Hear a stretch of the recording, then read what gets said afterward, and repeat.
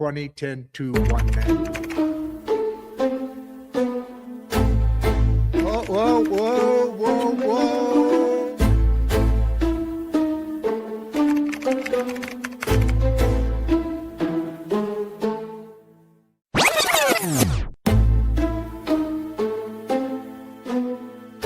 I'm Rodd Duff, your host. And I'm producer Barbie. And together, we bring you our podcast, Insights and Straight Talk. And with that, producer Barbie and I are out.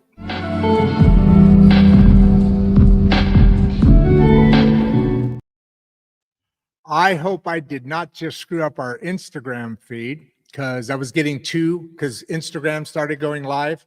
And instead of silencing it, I clicked it off. So I hope it stays connected. But with that said, good afternoon, everyone. From here, I'm welcoming you from Mangum, Oklahoma. And welcome, like I said, to Insights and Straight Talk. Let me just move this up right here and we will get started. I'm Rodd Duff, your host, here with producer Barbie. And today we're stepping into something that affects every single family that's watching this show right now. I guarantee it. Money, right? But not in the flashy, hype-driven, crypto buzzword kind of way. That's not what we're talking about today. I'm talking to you about I'm asking you, let's talk about how do you think about money when everything feels uncertain, okay? Because right now, let's be honest, uncertainty is everywhere, everywhere. Interest rates, right? Inflation, even right now, the gas prices, all this uncertain. AI disrupting industries, that's certainly uncertain. Nobody knows. Election cycles, global tension, right? Market volatility. The question isn't what's the market doing? You know what the real question is? How are you thinking when the market moves? Are you reacting? Or, excuse me, are you operating from structure? So that's why I'm excited about today's conversation with Ivan. And Ivan, I did not do this. I'm so sorry. Tell me if I'm pronouncing this right. Vislavskiy. I love that name. Ivan doesn't approach capital emotionally, okay? He approaches it architecturally. And I think that matters for the great middle class. Why? Because the great middle class families, they aren't losing ground because they're lazy. They're losing ground because they're reacting. Hang with me. They're chasing headlines. They're buying at peaks. And you know what? They're selling at fear. And nobody ever taught them how to professionally and actually evaluate risk.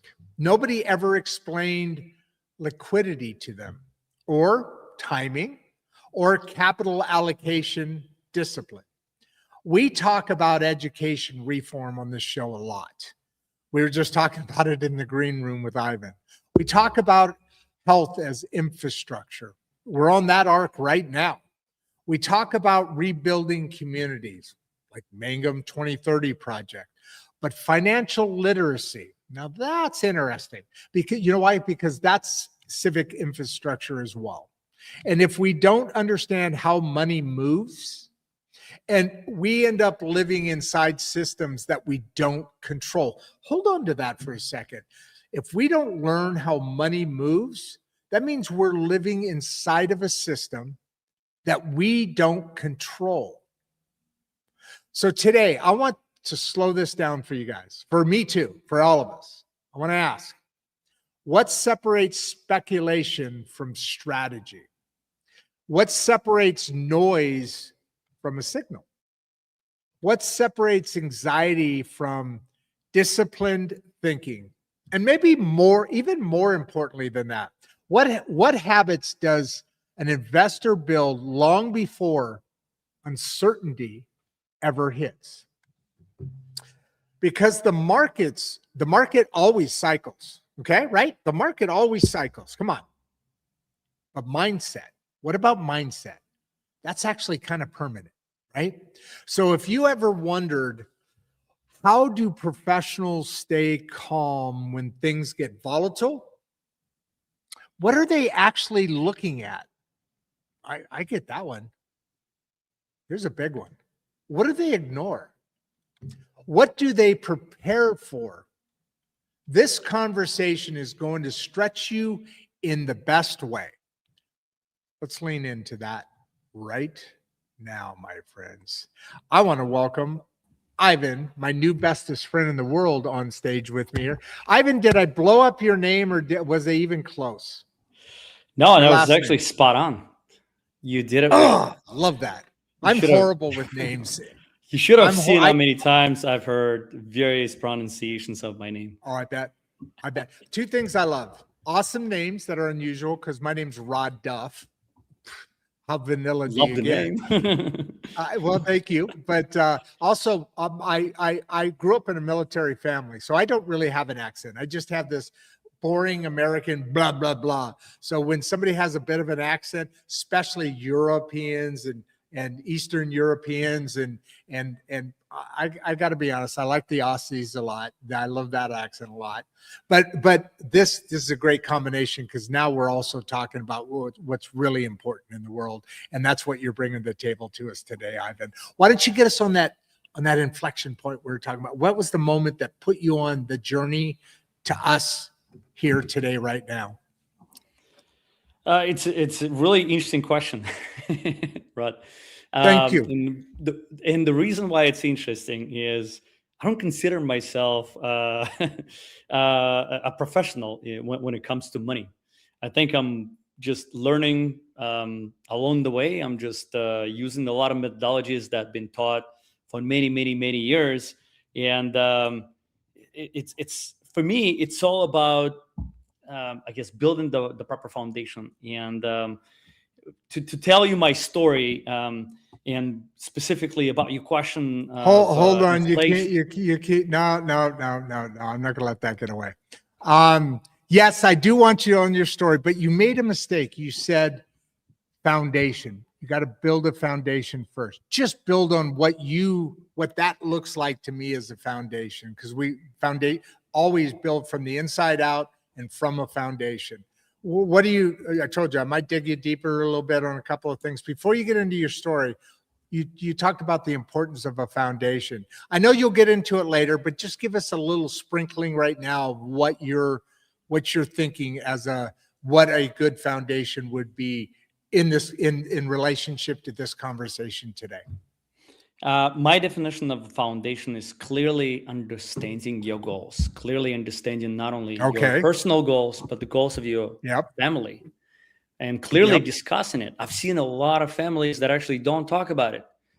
A husband could be running a very successful business, makes a lot of money, and then what happens next? His wife would take all the money, or his partner, and spend it all. And then, oof, the business tanks a little bit. There's no more money. And guess what happens? There's no spare dollar. There's no budget in place. The family is not, they've never seen situations like this. They don't know what tools to use to get out of certain situations of this type of situation. Good point. So to me, the foundation is clearly understanding where you are in your journey, right? What is your goal? How long will it take to get to this goal? What are the tools that you use? And then surrounding yourself with people, with the tools, with the information that will help you get there. I'm a big proponent of having every single year, I sit down with my wife, specifically at the end of the year. We analyze performance of our previous year. The same way I do it with my employees, with my team members from my company. We look at the P&L, our family payment P&L. How much are we spending? How much are we bringing? How much are we investing? How much are we saving? And so on and so on. And then we'll look at long-term picture that we put together a few years ago, maybe 3-4 years ago. Are we getting closer to that big picture goal or not? Comparing. Do we need to shift? Comparing. Yep, comparing it. And then specifically, whatever goals we put for, let's say, the last year, did we achieve them or not? And if we haven't, what was on the way? Well, maybe it's no longer important, or maybe something, or there was an event that sort of course corrected our actions. And the last part of that is we build goals for the next year, and we revisit our long-term vision. We analyze whether we need to adjust it, pivot it, and so on. To me, that's the foundation when all the partners are on the same page, clearly understand where to go, what needs to happen, and in what time frame. Let me ask you something. On that same vein, slightly, and we're getting in this response / question that I'm setting up here.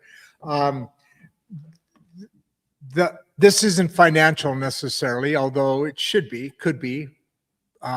In that foundation, when you talk to your wife and you reset and you analyze and then either reset or continue on, or what do we need to do additionally, that planning, which is obviously brilliant. And I don't think probably a very small fraction of people actually do this.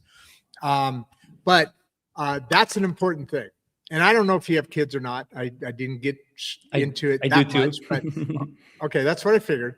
But where I'm leading to this is one of the things we've really started to explore a lot more is with our voices at the table, which is giving kids voices at the table, sitting down with adults, having conversations. How do you do that? How do you keep your agency? How do you how do you get into disagreements and stay human? That kind of stuff. But in that, there's a lot of research out, obviously, but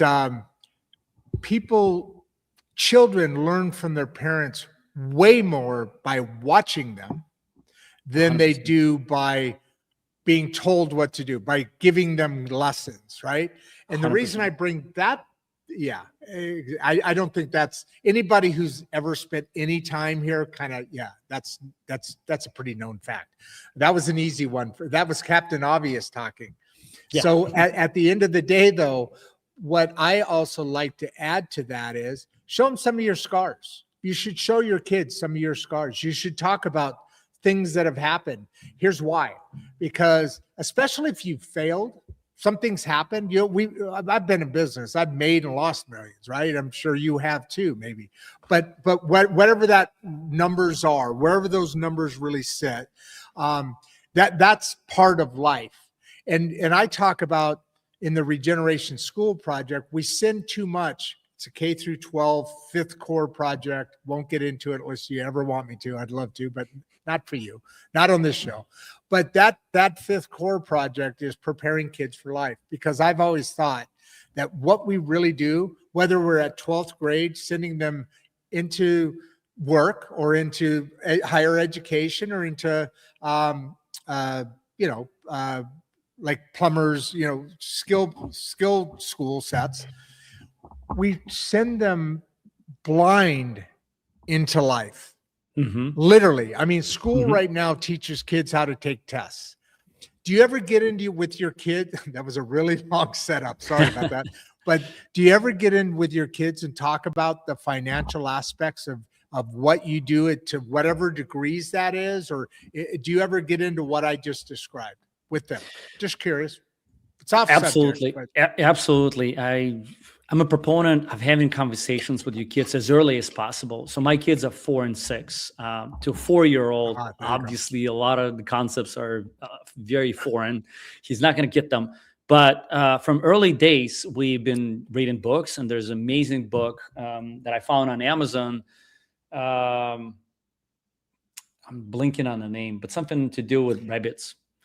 If you remember, Down the Rabbit Hole, is it called Down the Rabbit Hole?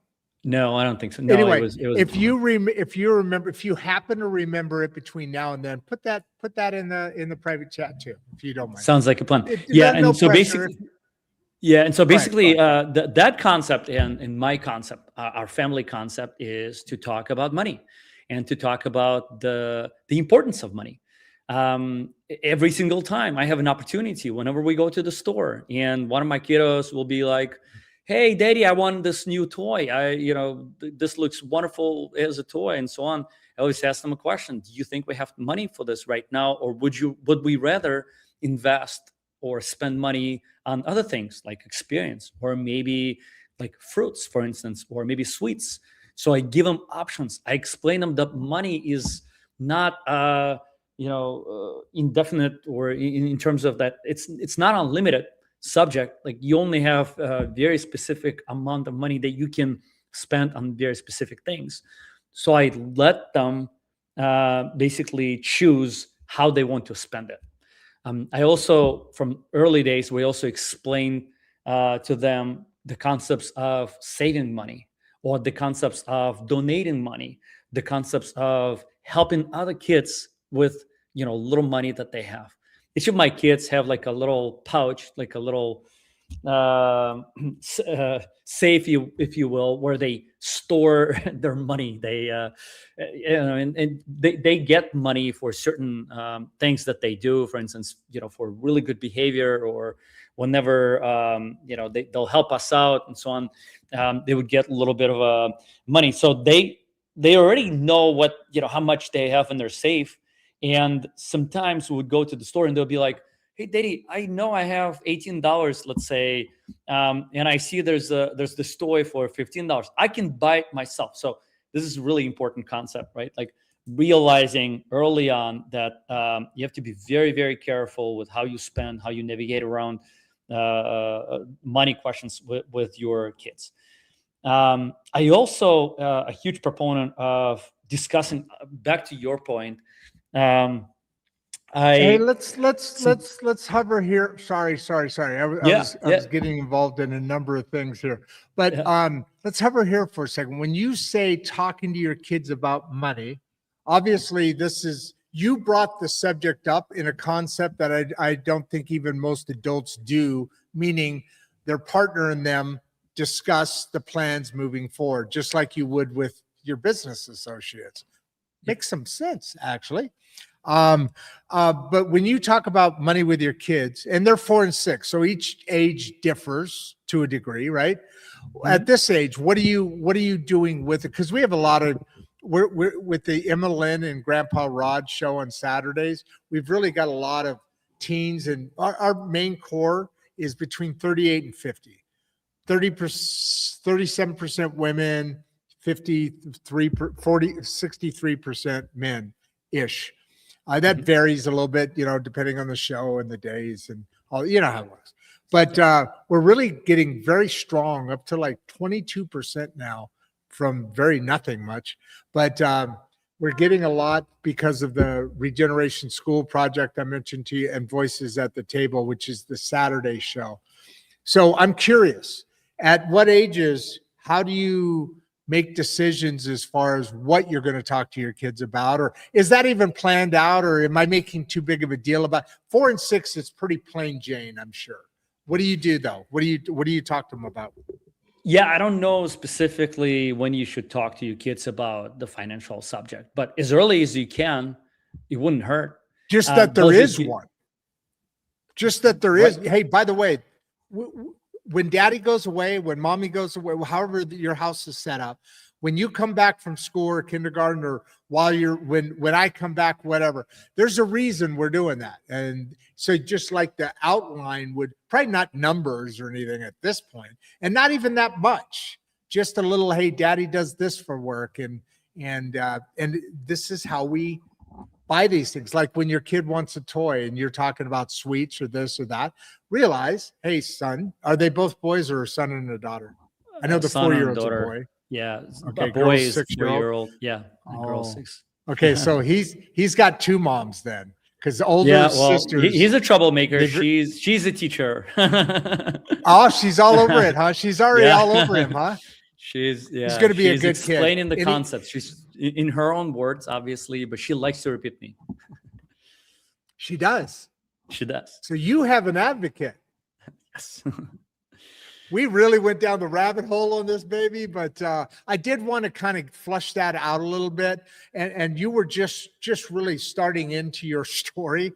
Can you believe we're already 21 minutes in? We've got 30 people in already so far. A little late today. I'm a little surprised by that. But so continue on with your story. I don't want to get, I don't mind it, but I'm sure you want to get to, hey, I'm here to help people, be strategic in their lives and strategic in their financial movements. So, continue your story and then let's move on. And by then, I'm sure we'll get people asking questions. Yeah, on the topic of kids, I just wanted to finish this one point. Is Please, absolutely. I really resonate with what you said earlier. Always show with your example, right? Like there's several things you could be doing that would benefit your kids, and in the future. For instance, one of the things I do, and it's not related to financials or whatsoever. I'm just trying to show them that sport is really important in life. So every single day, I have a habit of working out. It could be as little as 10 minutes. It could be stretching. It could be running. It could be doing something else. I play hockey. Oh, nice. What position? I take them to my games as well. Forward. I'm a center forward. Yeah. Nice, dude. Nice. Yeah. I guess it's a Russian thing. Russian blood in me. That's right. Because you're at that point, you're directed. Everybody's playing through you. Right? Correct. That's the concept. Instead of and forward, they're playing to you. Yeah, and they observe me, and I hear many times when they speak with their friends, other kids, they'd be talking about things like, "Are you strong enough?" Like, "Oh, my daddy's strong. I'm strong because I also sometimes work out with my daddy. Like, look at my, look at my muscles and things like that." So yeah, it's one of the easier habits that you can build, and it will definitely help you, I guess, build that love for the most important things, whatever those most important things for you are. For me, it's definitely sport. It's early education about finances, because you're not getting this information from your school, obviously, or from your teacher. Nope. We as parents have to teach them that, right? It's also talks about what kind of friends you would want to have, or who do you want to surround yourself with, right? Because depending on that, you will either go really, really far, or you will, potentially get in trouble. And there's a number of other things that I trying to instill into my kids by doing this, like reading the book, for instance. By the way, I never try to show my phone in front of the kids because I don't want Hold them on, to move it get over. Oh, just your phone. I didn't see what you had in your hand there. I got you. Yeah. I didn't want them to get hooked into like an iPad or a phone and constantly ask me, "Daddy, can I play a game?" Whatever. No, instead, what I'm doing is I'm reading the book. And you know what happens? Sometimes they would grab a book, they would sit next to me, observing, watching you, repeating. Learning. Yeah, that's that. And you said a key word. By the way, we have well over 200 people on. The key thing you said, something reacted with you, or you caught on to something I said early on in our discussion here. You just said something, same thing in that. Well, the observation thing, I totally agree with, including letting them see some of your dents so that they can see, hey, if I get these dents, this thing happens to me, something happens to me. I can tell that struggles can be overcome because I've seen it. My daddy talked to me about what he went through, because we all have these things, but nobody knows going in. But the thing that really hit me was when you said start early, because I think too much of us, we live our lives. This generation is interesting. I call this generation. How old are you? Just turned 40. Okay, so you're my son's age. Both my sons are the same age. I raised 5 boys, and 18 months apart, they moved. Yeah, a lot of testosterone in my house. I became a very good carpenter because asses were going off of the couch into the wall left and right throughout. So a lot of that going on. But my point being is being in conversation with them early, because what we do is we go out, we have kids. What I was getting at is the generation. Okay, so your kids are 4 and 6. So 4 and 6. You started in your later 30s, right? Ish, having kids. Mm-hmm. Generations before you started in their later teens to early 20s. I see that shift happening now, and I think it's a lot because of what you just said. Because my son Brandon, my older, well, both of them have the same concepts in mind. I think they learned from us, where I would go out of the house every day at 20, years old, and go out and make my living. And by the time I come back, the day was winding down or whatever.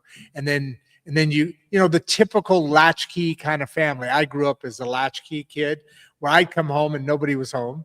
And then 5 o'clock or so, the house would get busy, but we never talked to each other.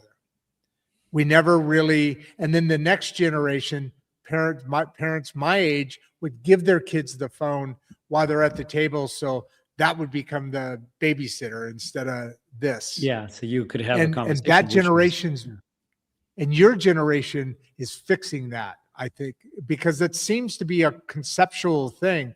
And it's brilliant that you're waiting longer in life to get your life in order, so to speak, and then you start having kids. I assume that's what you did as well, right? Is that how that all worked out, or is some funky other different thing?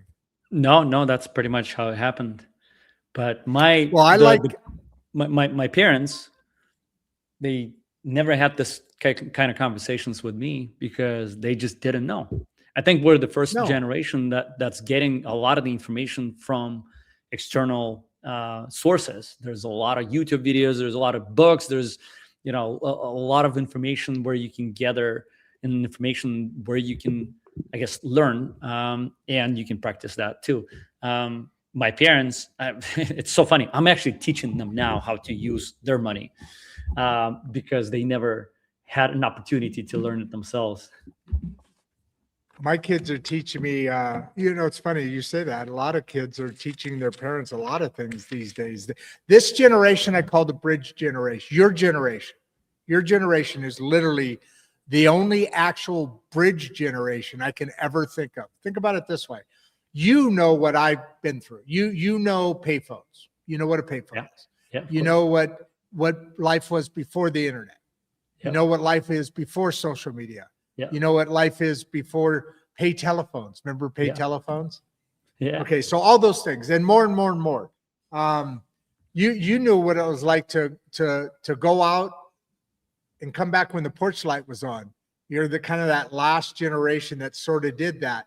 But you know all the things that I lived through. I knew all the things my dad and even my grandfather. I knew what those experiences were. Your kids will never have a clue to what I lived through, and your dad and mom lived through. Not that it's a bad or good thing. It's just you're a bridge. You are the gatekeepers for how society works now. We've never had that before. It's always been handed down, right or wrong, because a lot of times parents didn't have the tools. I didn't have tools. They were given to me by my dad and mom. They didn't have the tools. They were given to them by their grandparents. Now you guys are changing the world. Not even on purpose. It's just the way it worked out. I think a lot of shit happened that make it happen, right? Yep. So I'm really excited about how you guys think with the 400 people that are in the audience with us right now. How you guys think, how that works. We have a bunch of questions. I'm sitting there chit chatting and we already got questions started. Sorry. Let me make sure those are out there. So go on with what you were saying, because you're teaching your parents about education, finances, and that's all different now than when I grew up. It was much more mechanical. Now there's different things involved in it. So go on. What were you saying before I so rudely took over the conversation? No, we were basically talking about the importance of educating your kids through your own motions and activities, and your parents, as it turns out. Yeah. Yeah, and we were talking about the foundation, how to get that foundation, how to build that foundation. But I guess we didn't get to my story. I don't know if that's the part where you want to dive into a little bit. Yeah, I mean, why don't we dive into that a little bit in a bridge version, because we've got a half a dozen questions already, but we fill up all this time. We started on your story and then we kind of veered off a little bit. Why don't you continue on that, and then we'll just roll right back into the show, if that works for you. Sounds like a plan. So Perfect. long story short, I was raised by a single mom, and I actually immigrated from Russia when I was 19. At the age of, Wow. I want to say maybe Did you 10, speak maybe. Did you speak English? Did you speak No, I did English not. already? I did not, Rod. All right. No, this was At 19, you at came here no English. no English, no nothing. Wow. But most importantly, from early days, you remember this Home Alone movie with I do. Kevin, amazing kick-ass Kevin. So I was Yep. right around his age when I watched the movie, and I remember vividly watching the movie and seeing gigantic house that he lived in, beautifully decorated and so on. I was like, this is the life I want to live That in. was a nice Like house. this Yeah. is what I want to have when I grow up.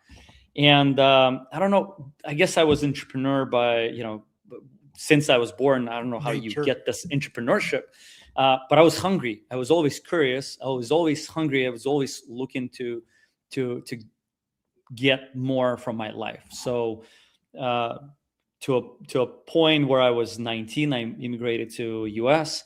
I worked at a couple IT jobs in the marketing agencies. I had computer science and degree from Russia, and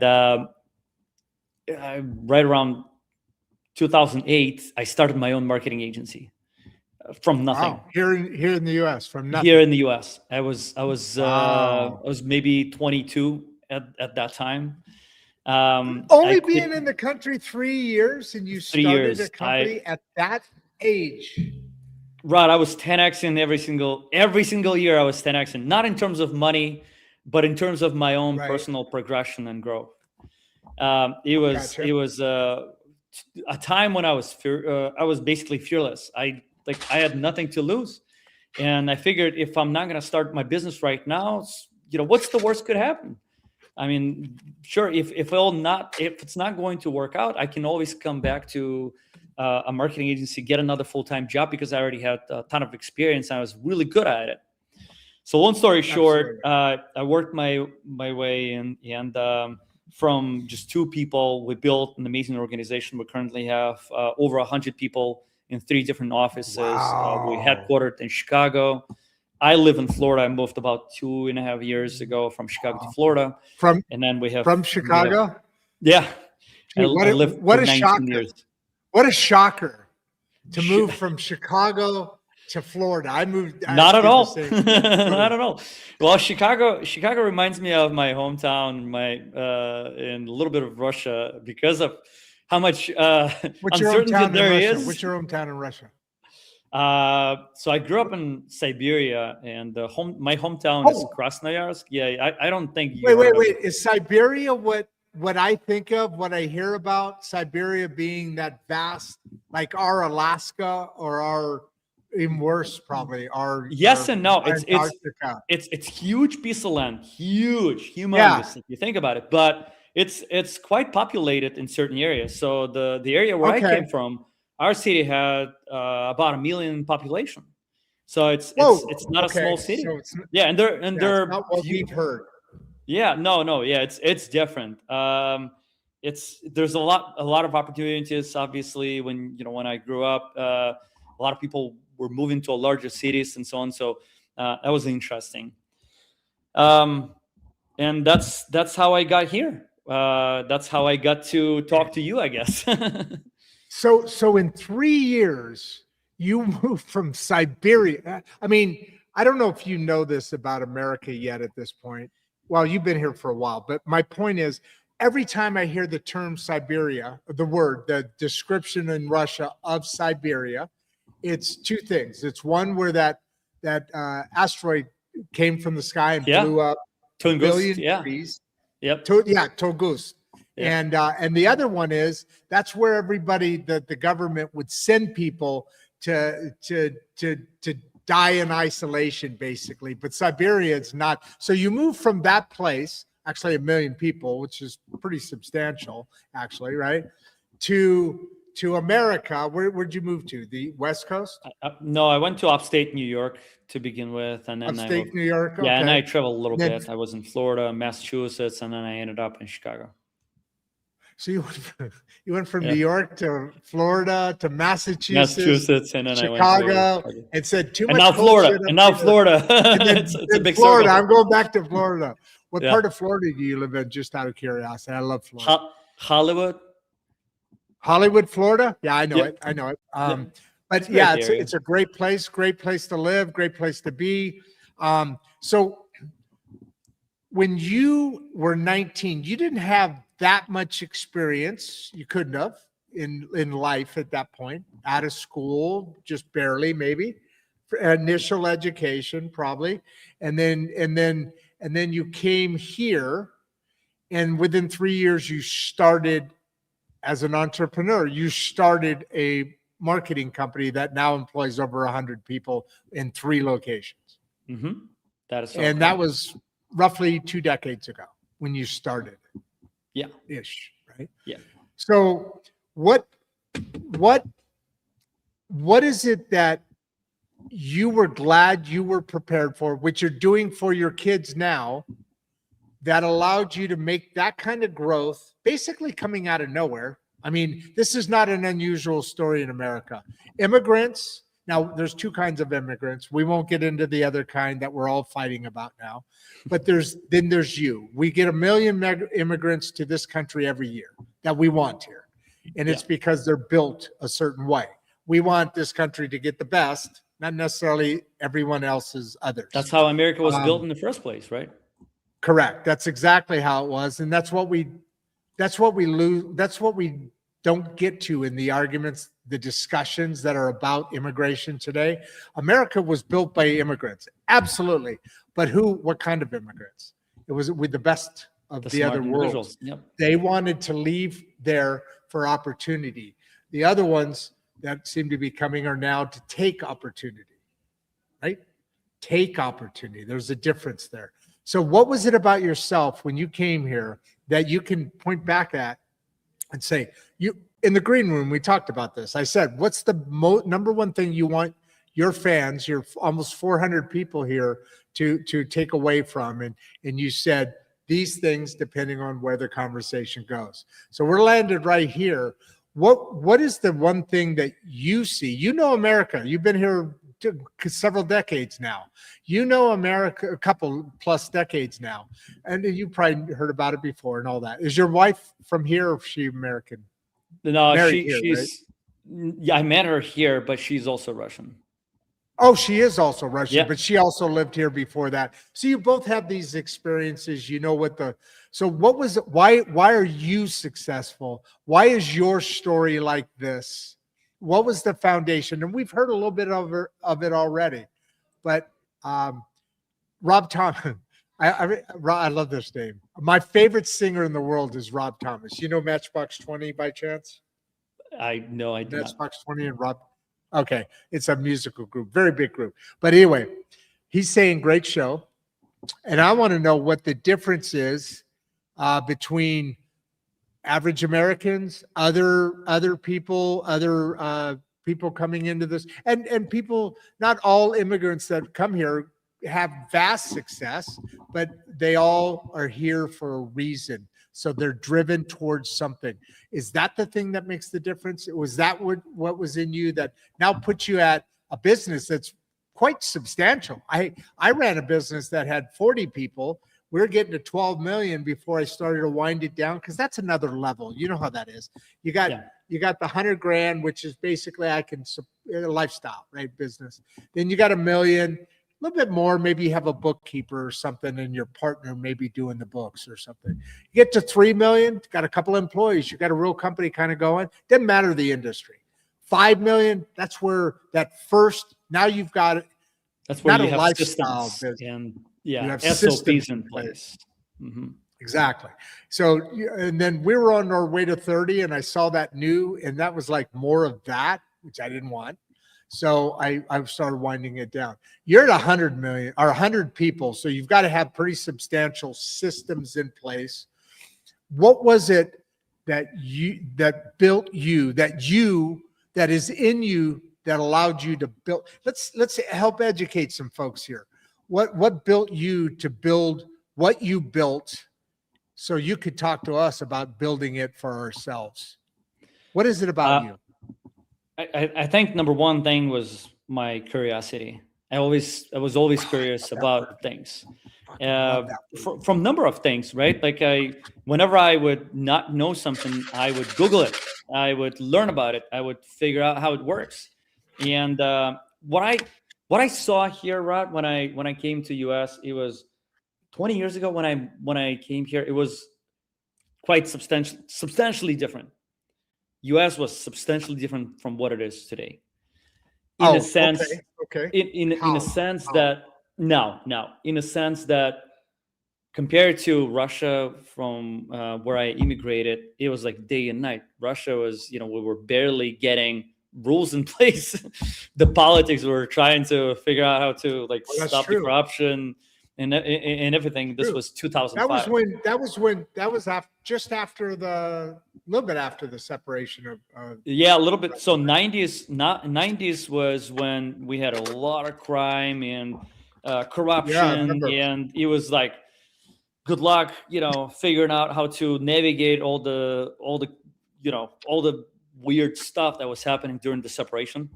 And then 2000s is where the country was starting to stabilize. There was still a lot of gray areas, and it was still quite difficult to navigate all of that. When I came to the US, everything was rock solid. Everything was built. Lots of opportunities. If you're a smart individual, if you do things right, you can build business. You can build your career. You can build yourself personally. All you have to do is just hustle. Like that was the mentality from day one when I came to US. Curiosity and hustling mentality. Myself and my business partner, we were working 12 hours a day, every single day. And it was not hard, because when you in mid-20s, I was 22, this was like a game to me. I really enjoyed every single day of it. Like challenges, bring them on. Wins, amazing. New team members you have to deal with, cool, let's go. Like it was not hard for me. And if you ask me, would you go through this again? Absolutely, 110%. But obviously, that level of energy, you cannot sustain it. So when I was that weirdly energetic in my mid-20s, in 30s, I had to be a lot more systematic. So as your business grows from that 100,000 to 500,000 to 1 million to 3 million and so on, you have to become a lot more systematic. Otherwise, you cannot sustain the same level of energy. You cannot grow it with the same hustling mentality. Otherwise, you're going to get burned out. So luckily, I brought right team members, and I brought proper structure in place with the SOPs in place, and that helped us build up layers and become more and more mature. Now, at the 100 people, this is truly like a lifestyle business to me. This is an extension of me, an extension of my personality, which is which is what I truly love.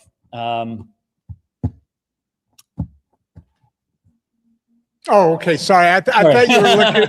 I totally misread that one. My bad. I fucked that one up. I misread that. I thought you were going to make one final point. I was getting ready, but I messed it. So how do you personally stay calm during, okay, so what we talked about just now is your ability to maintain that energy. There's a couple of questions that are similar to this, but I've been waiting to put Rodd Thomas on here. So I hope you don't mind, and I'll swing back to what you're talking about now. But when I think the biggest thing to answer this is what you mentioned is that experience that you talked about just now that you've accumulated. That's a big part of it. But how would you, besides that, answer Rodd Thomas? First of all, great show. Thank you, Rob. So we all obviously love your question out of the gate. How do you personally stay calm during extreme volatility? And you have to have, especially marketing is not, that's an emotional, that brings in creatives, that brings in personalities that are different.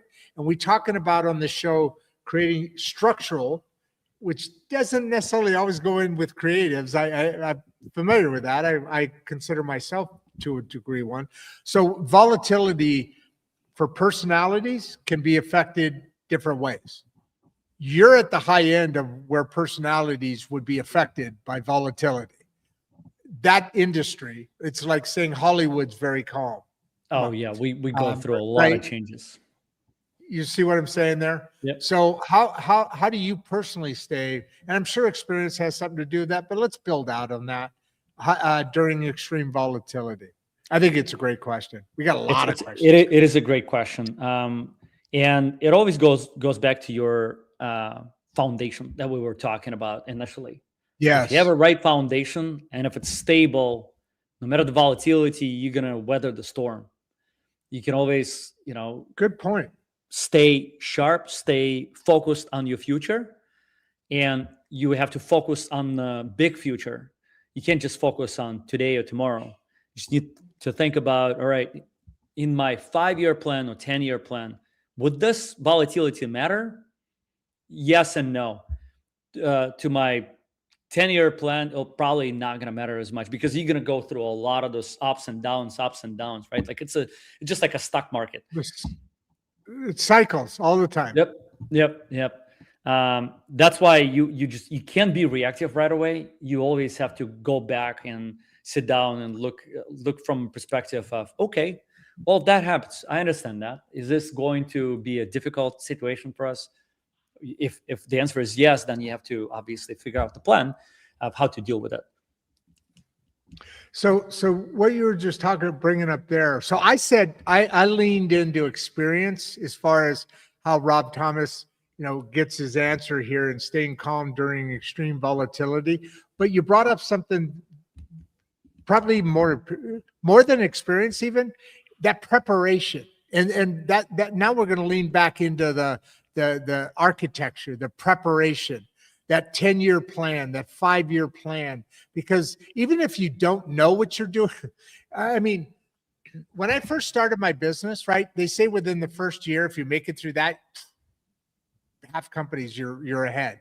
5 years, same thing. I mean, it's that first 5 years is different, no matter what size the company is, because it's just different.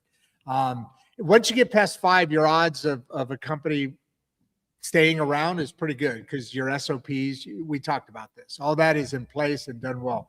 But what you just said is probably even the most important part. That's why you do a business plan, right? Right? You do a business plan so you can get money. No. That's not why you do a business plan. That's the end result sometimes, but you do a business plan for exactly what you just said.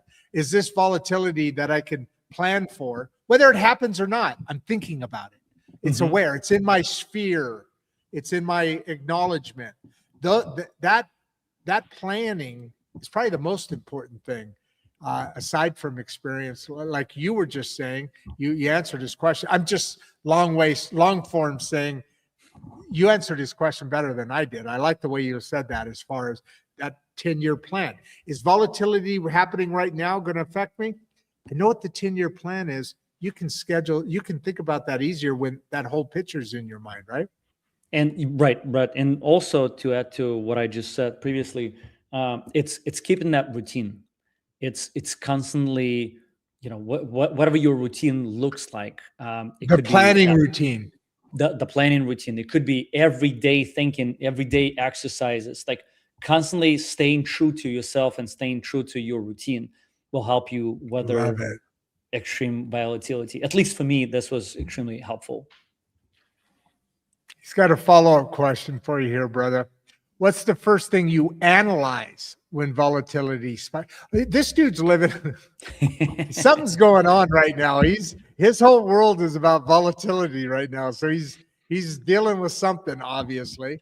Because the first question was, hey, this is a great show. I'm glad I have it. How do you stay calm during extreme volatility? The very next question, as you were talking, was, what's the first thing you analyze when volatility spikes? This dude needs some help, I think Rob does. Me personally, I look at and I predict what could happen. What's the worst case scenario? What's the best case scenario? Right. So you step back, see what's happening. Yep. Go ahead. Yep. And then I try to analyze, okay, what's the impact either to my business, me personally, financially and so on. I have to figure out, okay, what's the worst that could happen, and I have to prepare. Once again, if I don't have the fundamentals, I may need to go and secure a line of credit. If I see that this is going to take some time to go through it, Okay. I may need to look for additional professional help. Maybe an advisor that's been through this.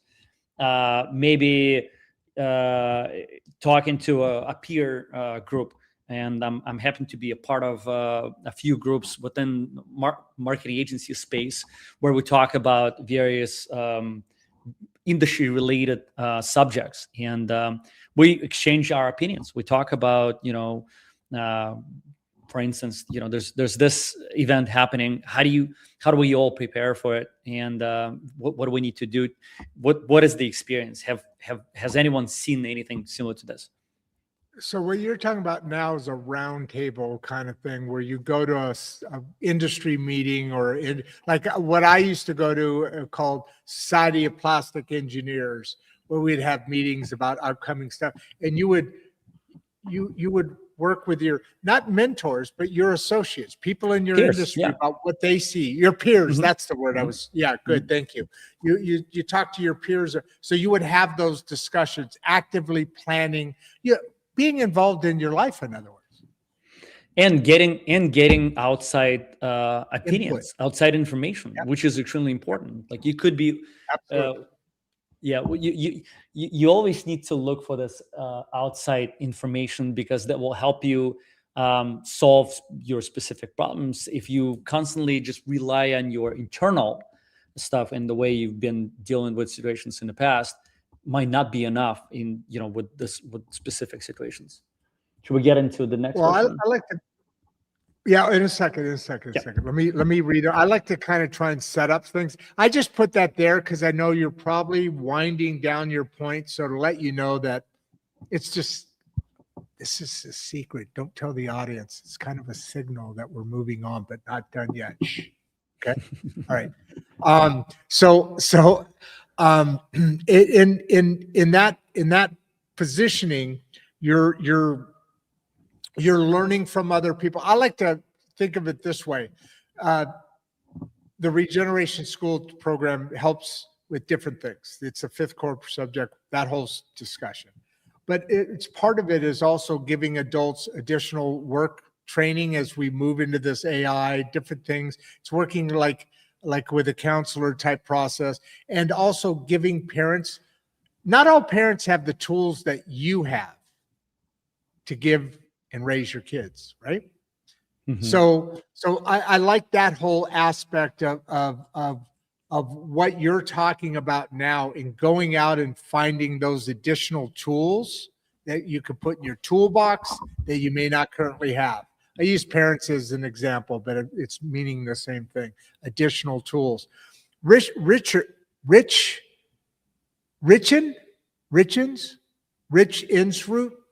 However you're saying your name there, Rich. Sorry for, see, I told you I'm terrible with names. How important is cash? Well, you just talked about lines of credit and different things, and then this thing popped up. So I thought, okay, this fits in here in a bit, right? So how important is cash positioning? You talked about lines of credit. I know what that is, but let's get into all that when you're talking about uncertain times, because we've all gone through them. And what is your cash position? Because so many of us live paycheck to paycheck. You know that term. This is one of the wealthiest countries in the world ever to be in the world. And yet a lot of us live paycheck to paycheck, especially in the great middle class. That's something to do with how our government systems are running. And there's a lot we can talk about there. Taxes, all sorts of crazy things. But we've been going an hour now. Wow. This conversation flows. It does. It goes really quick. But so there's that, but there's also a lot of entrepreneurs. There's a reason America's successful. It's not all gloom and doom, right? So how important is cash positioning during uncertain times? You mentioned line of credit. That's part of the planning process. Again, planning, seeing uncertain times coming. So where's cash positioning? How do you recommend? What does that look like for us unknowers? Teach us. I would say it's extremely important for any I of the would individual, think so. any of the business. And here's the reason why: when there are uncertain times, it's the best time to execute on transaction. Find those transactions and execute on them. I'll give you my personal example. While I run a successful marketing agency, there was an opportunity to buy another company or stake in another company, which was somewhat distressed. They needed cash. Luckily, our situation was we always ran very lean operation, and we always were a fans of saving up as much cash for opportunities so that we can later on go out and buy other companies, whether it's within our space, within our industry, or another industry, to diversify, what we do. And opportunities just landed on our lap, and without cash, there would be no way for us to afford it.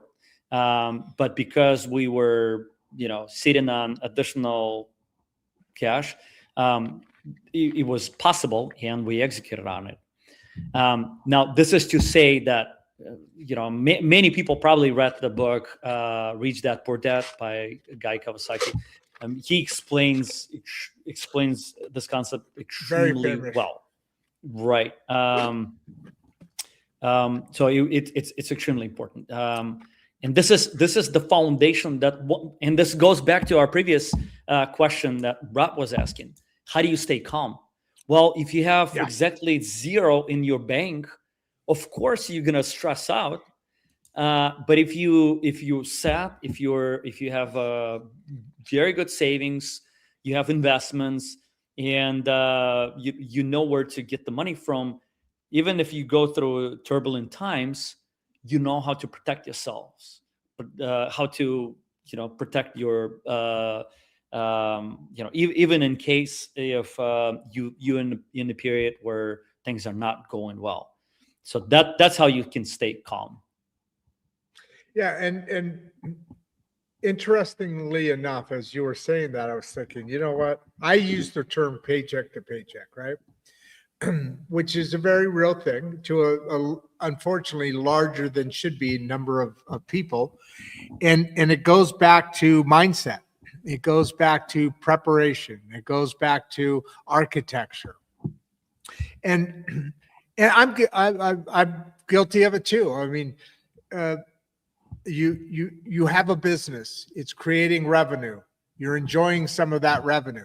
But sometimes I think we live far beyond, because we're Americans, maybe. And I don't know if this is a world thing or not, because I've lived in places in the world, but traveled the world, but don't know the world, right? Here in America, we have a tendency to live above our means. I mean, we're in a capitalistic system that needs money to exchange hands for it to be successful. That's the way it works. If money doesn't move, the system isn't working right. It's going to fail. Capitalism I think all systems basically require that, but capitalism especially is built upon that system. So probably about 20 years ago, I can recall back where people were always, that's when credit cards really started to push, live on credit cards, this, that.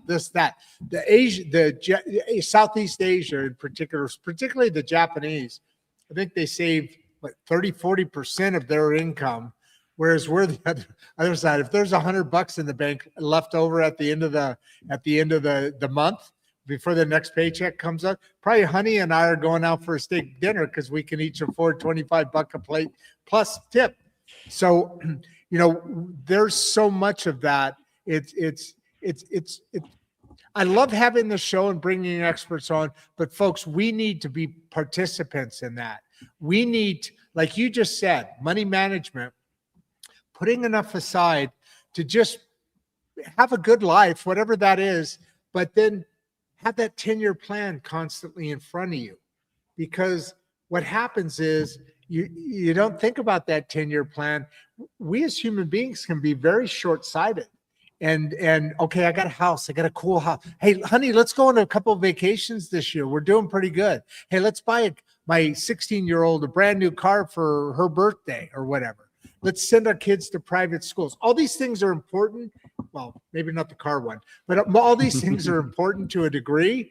But at the end of the day, we have to take ownership in how we live our lives. You, as an immigrant, are living the life that Americans should live their life by. And you see the success in immigrants day in and day out. You've heard stories. You are an immigrant, but you listen to the news. There's these things. Somebody comes here with $8 in their pocket and they're making 40 million a year now. Yeah. Somebody comes here with nothing in their pocket and they started General Mills, or on and on and on and on and on. These things happen. And why? Because you come from a place that didn't have, and we grow up in a place that does have. And so there is that working desperately against us. Let me ask you this. If I changed one simple thing in my life when I was 40 or 30, let's say, and I said, okay, I'm going to live like Ivan. I'm taking this program on. I am going to have a 10-year plan that I'm going to work with my partner on every single year, and I'm going to live my life this way. And I'm just, everything else, nothing different except for that plan. Do you think that would make a difference in my life, being a spoiled American? Because here's the story. You ever hear this story?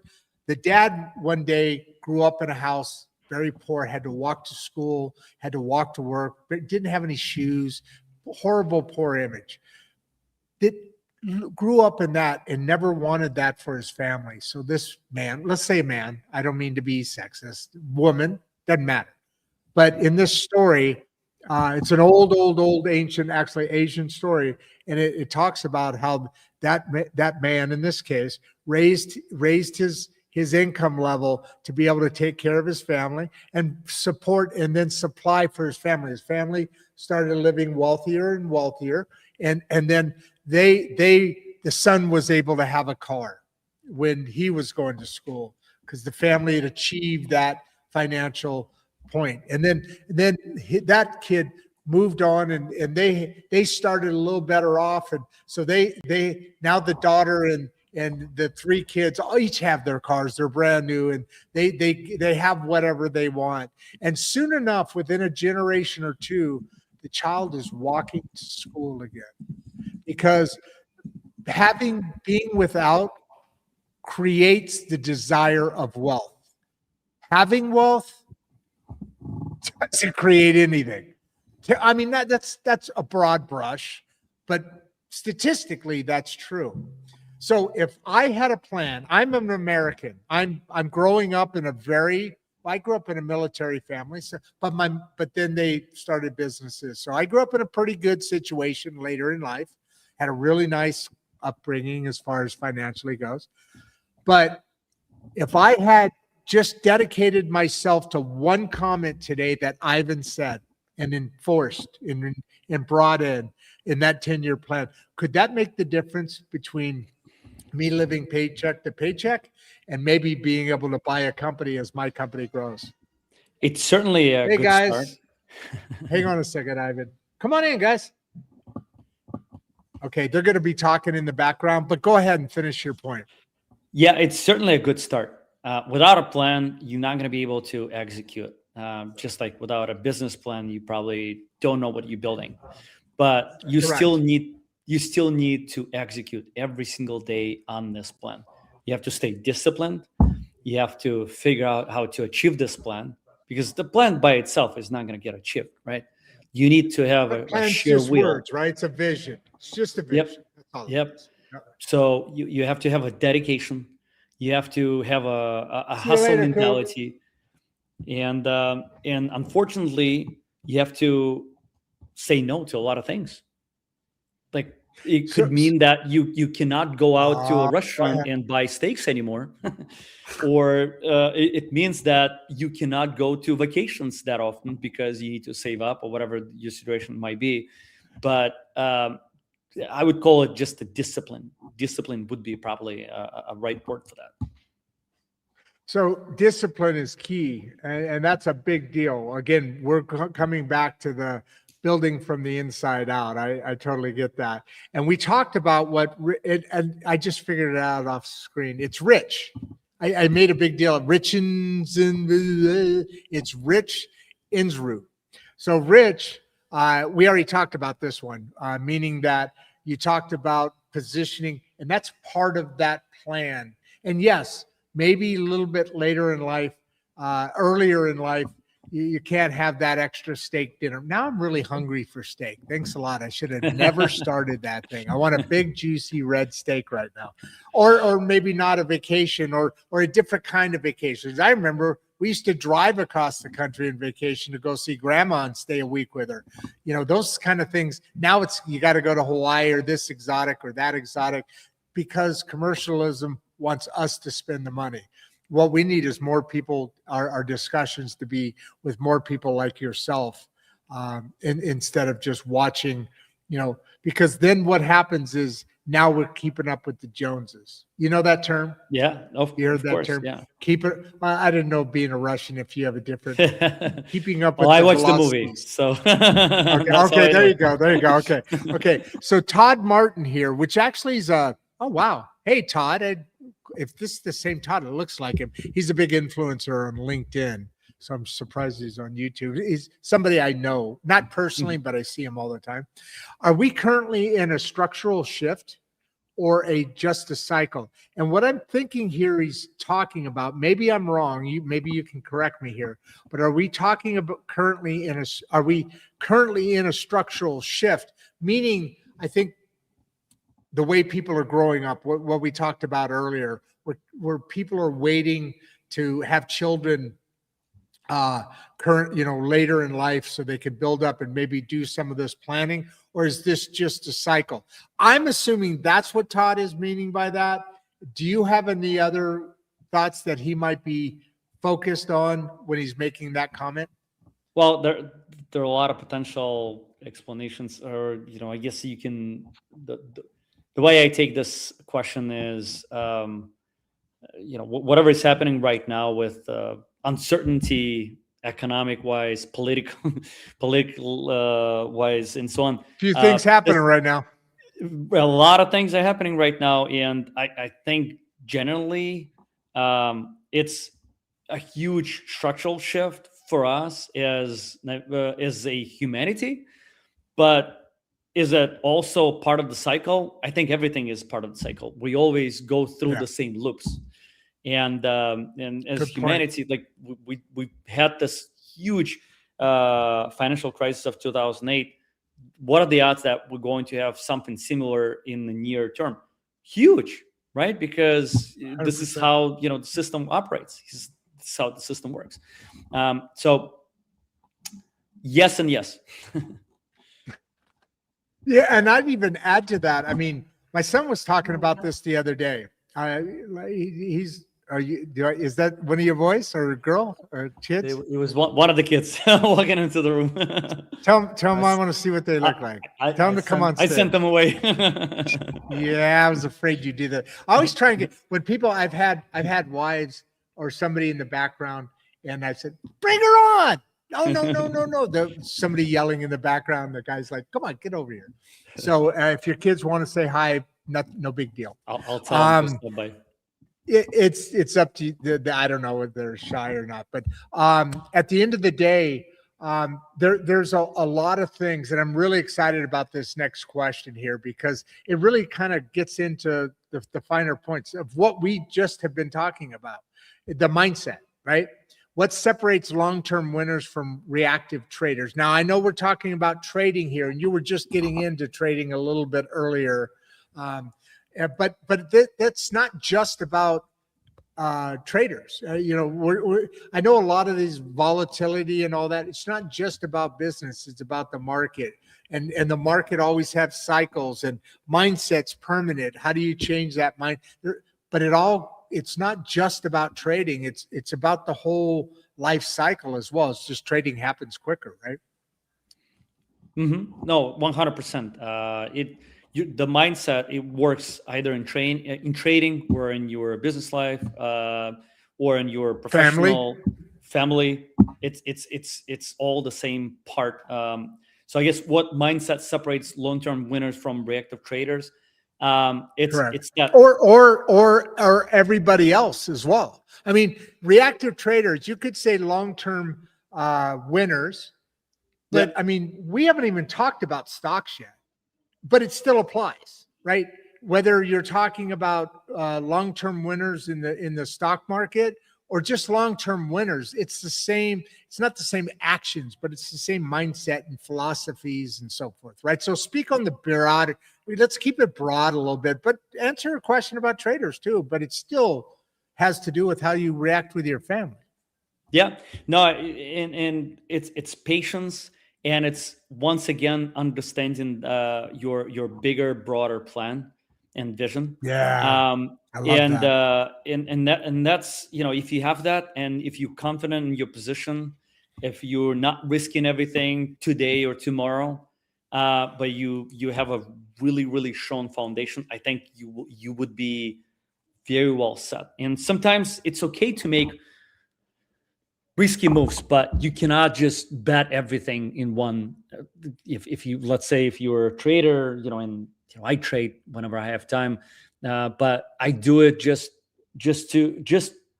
I guess, because to me it's a game. To me, I'm making sure that it's supporting my goal, but it's not the goal.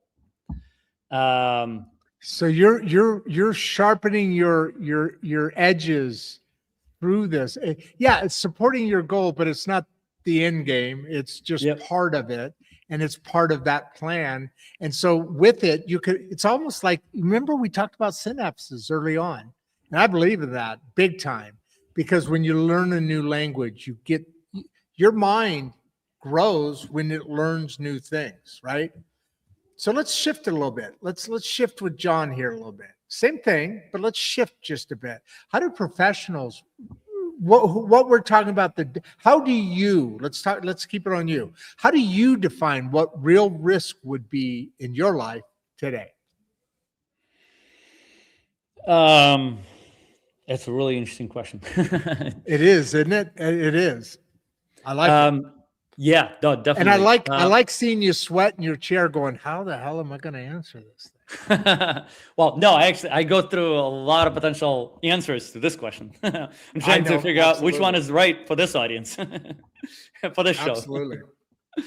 How do I personally define real risk? Correct. You personally, correct. Yeah. Personally, real risk for me is something that's going to impact my life in such a way which is going to completely change my trajectory and my big vision and my big plan.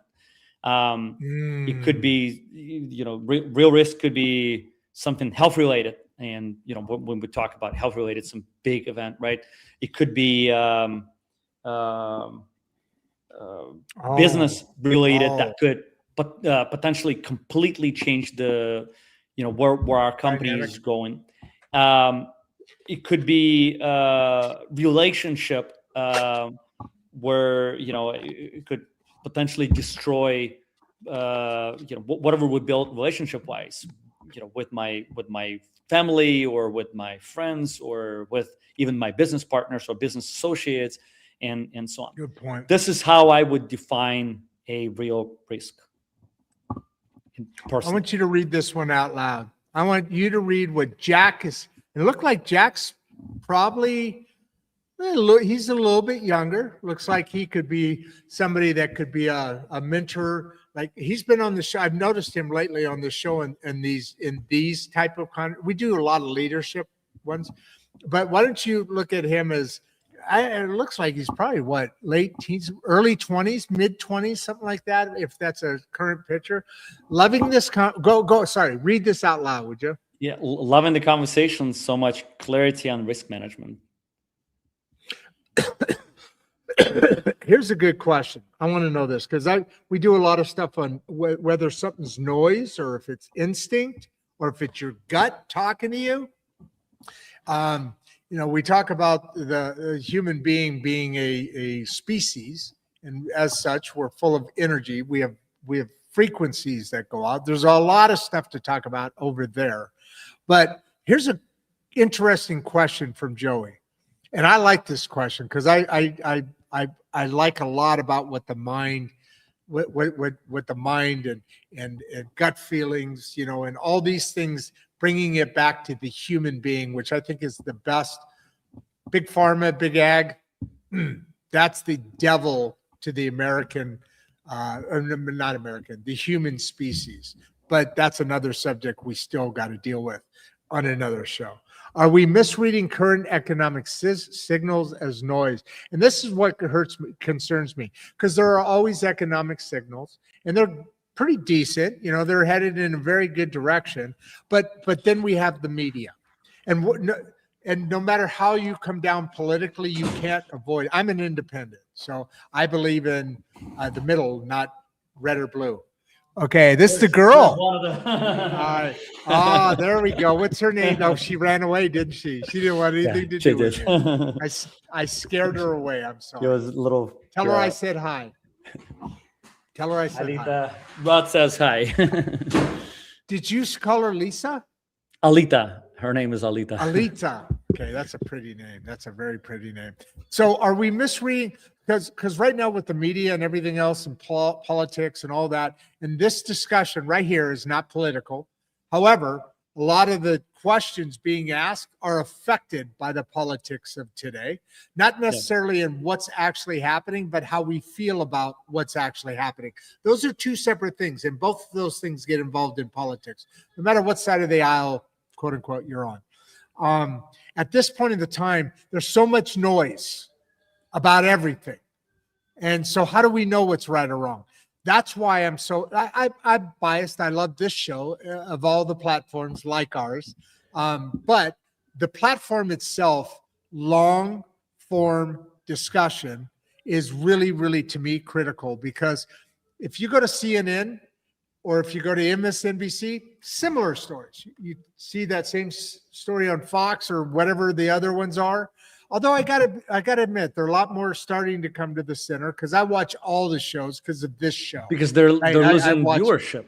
That's why they're all coming to the center.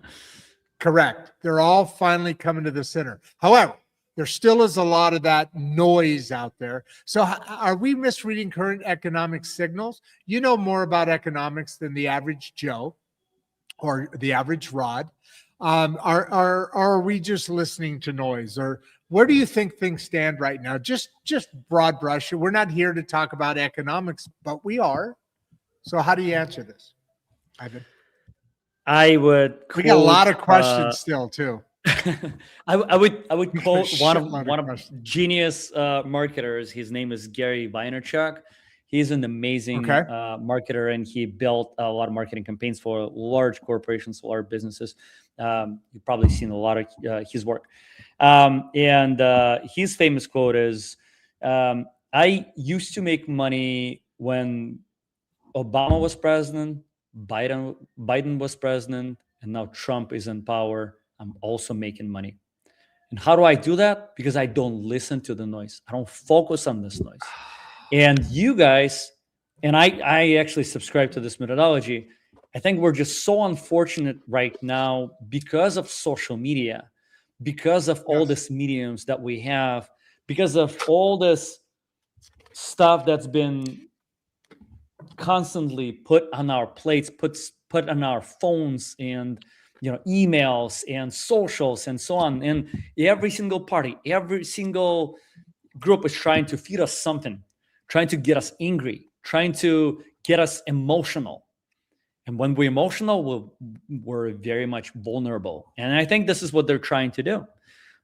So me personally, I try to stay away, from a lot of the news as much as possible. There are a few sources that I sort of trust, that I read, but that would be all. And this is for the reason I just try to stay engaged into what's happening in the world, so that I accidentally don't buy tickets to Dubai today. Now, you don't want to be in Dubai right now, do you? Exactly. I was speaking of the news. I was watching the news, and there was a couple there. They were celebrating their 20th year anniversary, and they landed here for a week, I think, 10-day vacation. the day before, so yesterday, right? Or the day before yesterday. And now they don't know when they're ever going to be able to leave. They won't, they actually had a munition explode out in front of their hotel in Dubai. It's crazy right now. Yeah. But to your point, so have you ever heard of we talked about the story of the child that grew up walking to school and generations gone by. Have you ever heard the story of green and red ants in a jar? No, I don't You're think familiar with that analogy, let's call it? So if you red ants and black ants, did I say green? I did say green. You said green and red. I was thinking of the M&M peanuts, I think. But oh, I see she's sneaking back in. That's her, isn't it? Ah, Alisa? Oh, she can't hear me, can she? She needs help with her homework. Oh, she does? Is it quick? Is it something you can do quick? No, I can't. I can't help you right now. Sorry. She just ran off. She's camera shy. What the heck? Oh, she's pissed too. Hey, listen. So red ants and black ants, they're mortal enemies. But if you put them in a jar together, they'll just walk around like ants, right? They're doing. And then so nothing will happen. But then if you just shake it a little bit, they kill to the death. And that's what I consider as noise, because that's where we are right now. There's too much ideology. Politics is supposed to be an idea, not an ideology. Because when it becomes an ideology, if I disagree with you, now I'm personally attacking you. Exactly. It's an ideology. No. So there's all of that going on. And so as far as the way things go now, it's you just got to, Joey, you just got to read your gut instinct, right? Like your friend said, the marketer. I've made money under Obama. I've made it under Biden, and now I'm making it under Trump. It's because I don't listen to the noise. I go with what I know. So that's the bottom line to that story, isn't it? Yeah. Otherwise, you will always be in this sort of mindset, always. And I think we're constantly going to be hearing a lot of the news, a lot of the events that would be happening in the next, 5, 10, 12, 15, 20 years. I don't think it will ever stop. It'll just be a constant news, constant noise. It's only getting worse. During the 50s, which I wasn't alive, but Walter Cronkite and all that, we kind of trusted the news. I'm staying on this news thing only to keep with this point of noise, not necessarily about, speaking of noise, I always tell people to shut off their alarms and their phones, and look what I did here. All right, sorry about that. But I always talk about that because you were talking about it earlier a little bit. I always talk about the great middle class, the reason this show was brought out to you, to whatever we're doing. The reason it was started was because I really believe we have to come together as the great middle class, which encompasses a whole wide range of people, but in our girth, whether we totally agree in everything or not, at the end of the day, if you're my neighbor, you're Russian, you're an immigrant, and next to us is a family from Israel, and next to us is a family from Pakistan or whatever. Move on. Sorry, that's a little political, but just for example, different people, right? But at the end of the day, we live on the same street.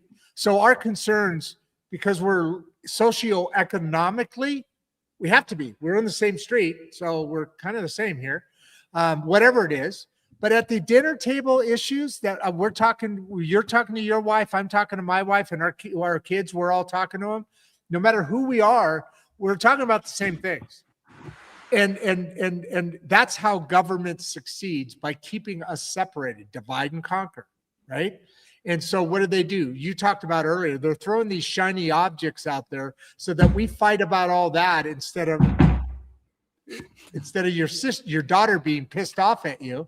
And tell her she really needs it. We're getting close to the end of the show here. So read that one out loud, please. This is kind of Henrik? financial wisdom we need more of. Thank you. Oh, thank you so much. This is amazing. And I'm gonna have you read this in a second. Bradley Pompier was one of the first people that ever. Boy, your daughter is a go-getter. She is a go-getter. I can read your lips, by the way. Bradley Pump. So I promised him from that show on. He was like my first show. He happened to show up. I don't know why, but he comes on these financial ones all the time.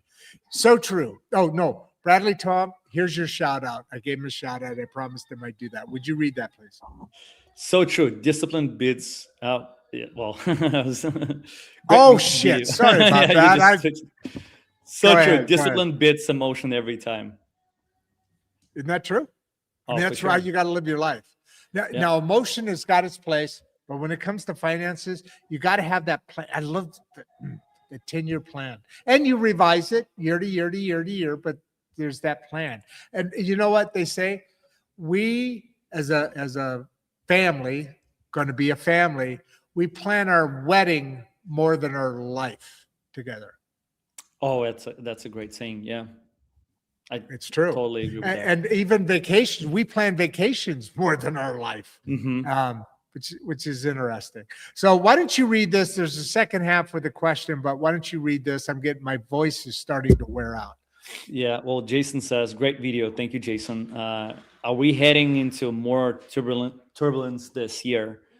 And the answer is we don't know. I don't think we can know, right? Because it's and I apologize. My daughter literally wants an attention. She's aggressive. She's going to be successful in life as long as she doesn't get doors shut on her. She's a leader. She is definitely a leader. So tell your daughter, tell her we have 1, 2, 3, 4. We have 5 more, including this one. We have 5 more questions, and then I'll help you with your homework. Okay, Alita? And tell her, I love you. Tell her this. Say, we can get through these 5 really quick, or I can stop and take time telling you about that, and it'll take longer. Yeah. Tell your daughter that later. Well, So great video. Are we heading into more turbulence this year? Yeah, we don't know. I think it's from what Trump says, 2026 is actually going to be a huge year for people in the middle class.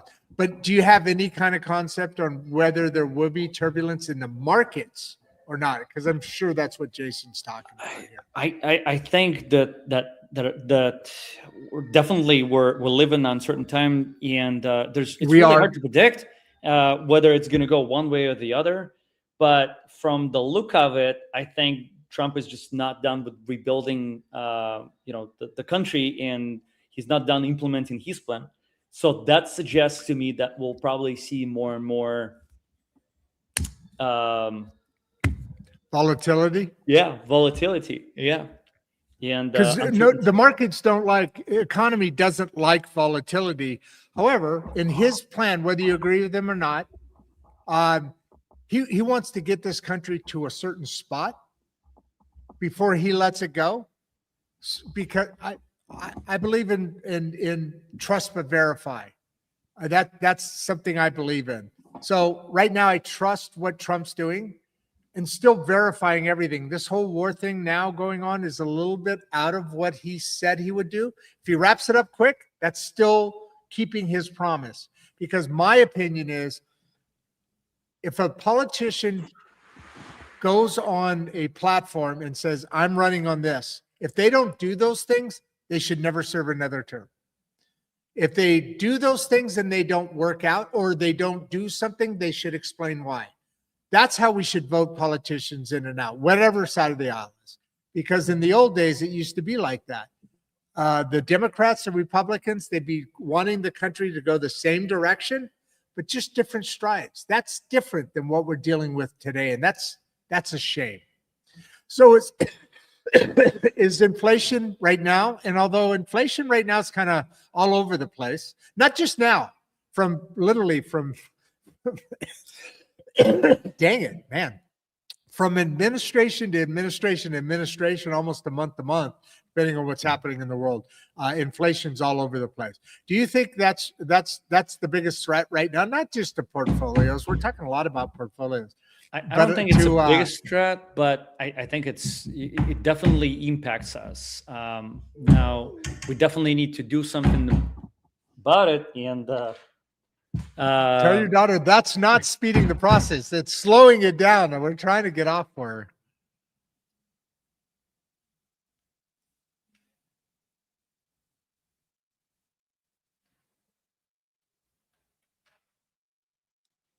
You good?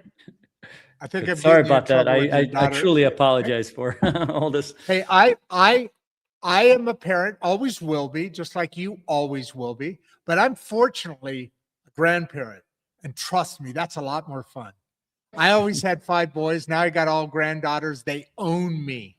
They own me, no doubt about it. But I had kids, so I know situations like this occur. Their world is different than ours. So, how do you? Bradley gave you a shout out, but he's got a question now. Go ahead. Would you answer that? Yeah. How do you avoid emotional decision making in fast markets? It's hard, isn't it? It's really hard, and it's always, or is it just discipline? Yeah, but discipline will get you there, because if you're not following the discipline, if you're emotional, then most likely it just like in any, in real world example, if you've been emotional, you'll probably regret it tomorrow. But if you stay true to your core belief, if you stay true to your plan, then I always, whenever I want to make a quick decision, I actually force myself to sleep on, to wait for a night at least, maybe another entire 24 hours, and then ask myself again, would I do this? Would this make sense? Is this an emotional decision, or is this well-educated decision after I looked through every single scenario and so on? And that helps me not make a lot of mistakes that otherwise I would have made in trading or in any other in any aspect ways. of life. Yeah. It's funny you put it that way, because I just, there's a new study out. I'm going to take 10 seconds here. Then I'm going to have you read 2 final comments Rob Thomas said, and then I'm going to have you do a close, and then you can jump into the green room, and I'm going to close out for a couple of minutes here. So a couple of minutes, but what I wanted to say here is there's a study out now that, and I just covered this on the show, and it's really interesting to me because it connects to me. It connects with me. I found this. So they say that high achieving procrastinators, sounds like a unique description, right? That really doesn't fit. But a lot of high achievers actually procrastinate a lot on certain decisions. What they say is happening, and I connect to this because I've lived it, I believe. Maybe it's just an excuse to let myself off. But I find this is true. Sometimes something will happen and it's got a date to it. Well, I'll put it off. I'll put it off. And what's happening in my subconscious, at least how I'm seeing it work, is one, I am waiting, knowing that that deadline is still achievable. But what's happening in the background when you put something off, like you just said, you wait till the next day, you sleep on it. Why?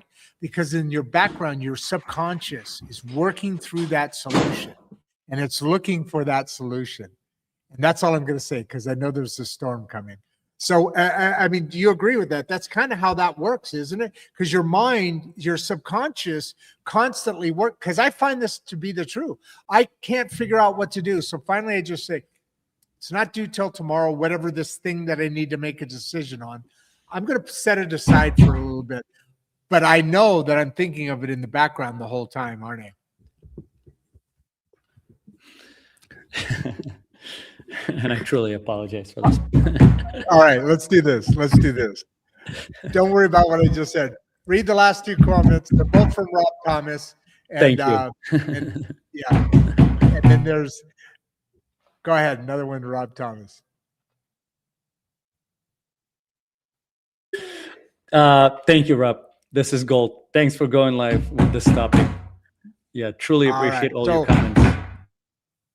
Besides your daughter's banging, what do you want to leave with the 450 people, your fan club here? What do you want to leave with them as a final thought? I'll throw you in the green room. If you can stick around till I come back to say hi, great. But if you got to go, I understand. So what do you want to leave with a final thought? Give a wave, and then I'll wrap this puppy up. Give me a couple seconds to set a couple things up in your closing. Give me a couple minutes for you to talk, okay? Sounds like fun. Sure. All right.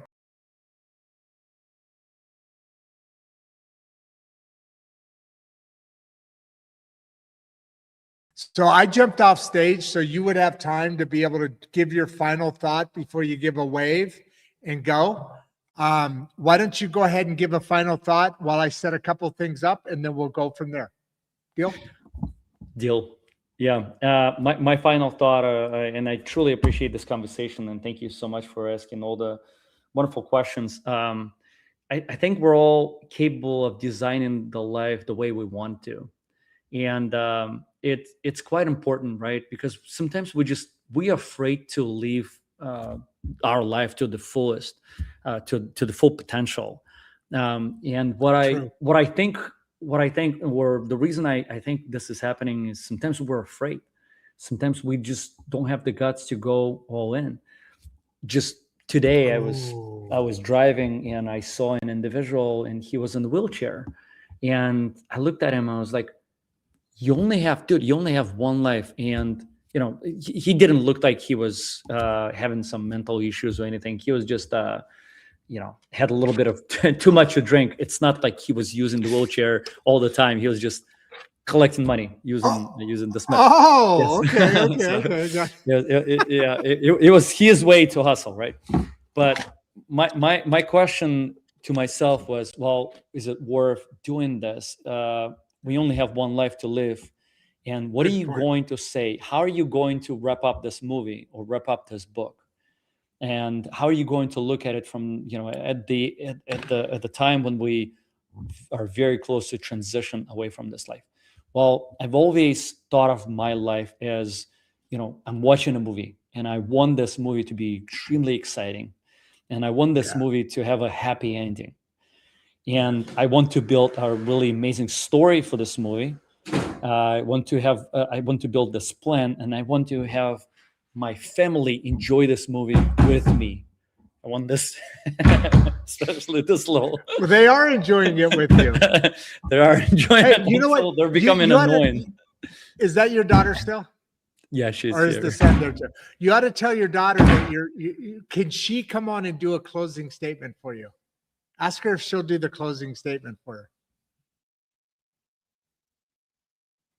Come here, say hi, and I'll do your homework, okay? No, she said no. It's a rule. She keeps pointing to some sort of homework. I don't even know what it says. Hold on. Leave it there.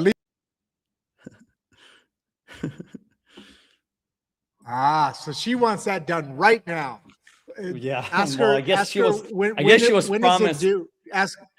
Yeah. When is this due? Tomorrow? Do we have time to work on this? Okay. So you have time tonight to work on it. Give me 2 minutes, and then I'll help That's you. all you with need homework. too. Thank you. 2 minutes, and I'll be done. And I'll help you with your homework. And I truly apologize for all this. Hey, you know what? You're going to be in trouble with that little girl. You're in big trouble right now. I heard that after she said that. Fighting with a young lady is never something a man will ever win. So it is what it is. An argument for me with a young lady is one I can never win. All right, my friend, wrap yourself up, and I'll put you in the green room, and then you can handle it. So what you were talking about really is about mindset and noise and preparing yourself for what comes, because this isn't, you know what a term centurion is, right? I'm not going on a big dissertation, but you know what a centurion is. Yeah. I love that story and why there are centurions, and there's reasons and there's studies on it. But at the end of the day, I'm 63, so I'm an old guy, but I'm not planning on leaving. It just cracks me up every time. I'm not planning on leaving anytime soon. So that quality and the quantity of life matters. And so how do I get there? And you're holding that key to be able to have both of those things happen. How do you want to close it out today with us? Yeah. Figure out what that life looks like, and figure out what are the main components that you need to fulfill. Alita, give me 2 minutes. You're literally disturbing me right now, and you're not letting me finish my conversation. Well, tell her if she wouldn't have banged the last 3 times, you'd be off already. Give her a goal. I'm just fucking with you. I'll try to restart. Parenthood live and on stage. Go ahead and close up real quick so we can move on. Yep. So figure out what your goals are, figure out how to get there, and build that proper discipline, which consists of all the major elements in your life, so that you can get to your every single day you can live this most amazing life,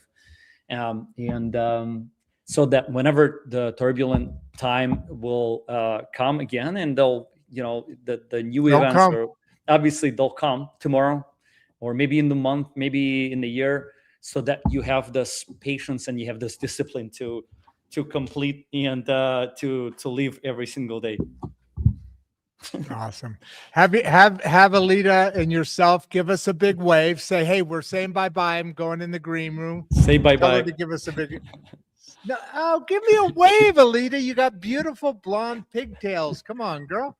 All right, give me a big wave, my friend. You got a bunch. Yeah, she can't hear me anyway, right? You got headphones. No. All right, my friend. You have an awesome story. Hold on, I just turned on something here.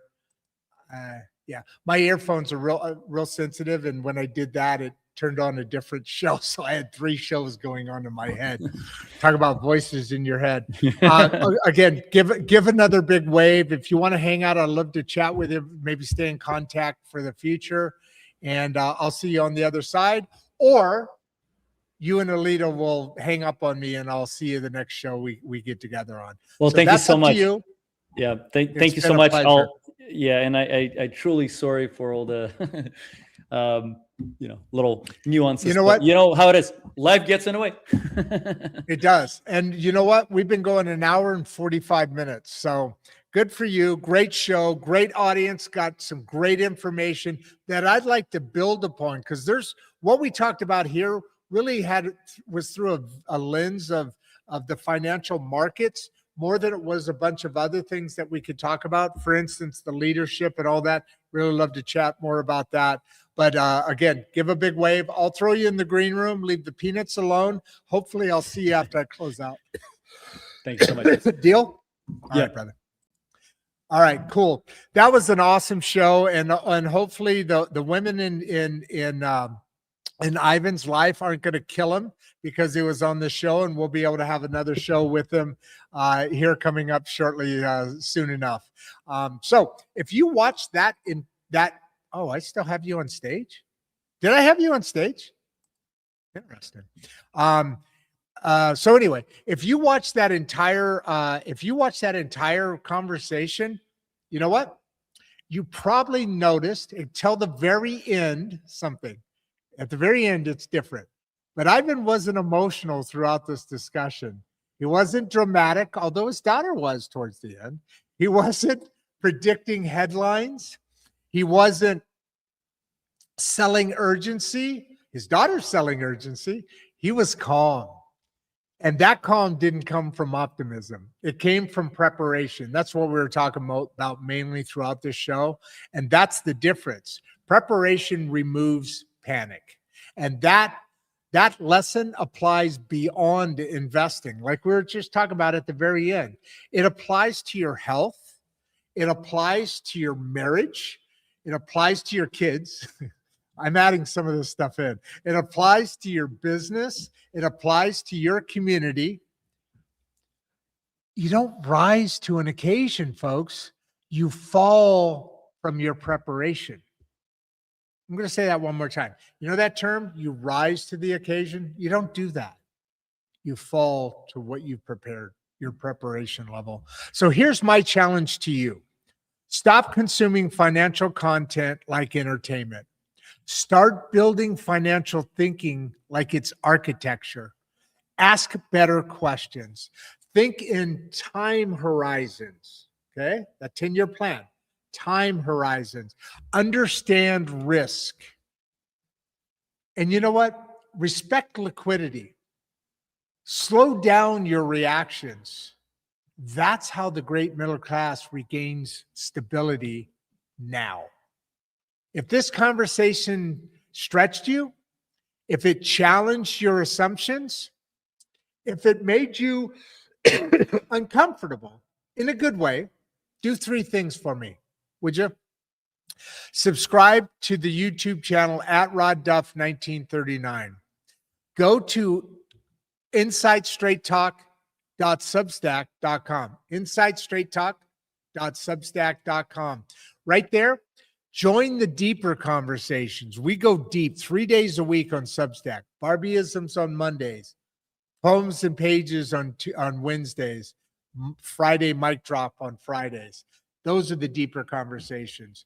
And you know what? Watch more than one episode, because this show is not built on hot takes. That's why we're growing so much. It's built on, now listen to me here, stay with me.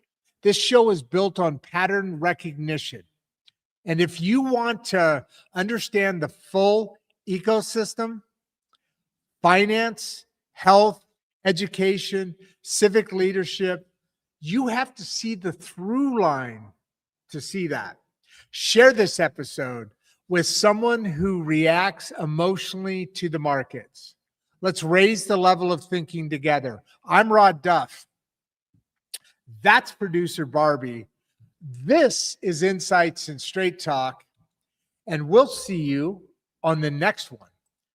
And Before you leave, if you'd like to watch another one of the podcasts, click the first link in the description. We love having you here and we appreciate all your support. And with that, producer Barbie and I are out.